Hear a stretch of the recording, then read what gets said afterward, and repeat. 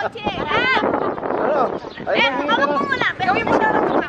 Lagay mo na nga sa kotse. Hindi mo daw. Ate, kasi na sana. Ma'am, bibigyan ko na kayo ng isang kilo. Oh, thank you. Thank you very much.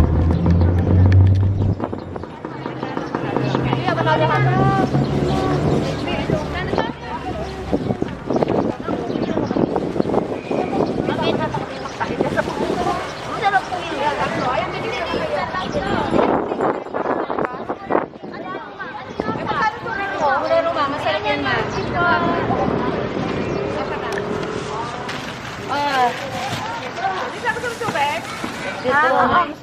may tubig na yata doon. Ilan sa'yo?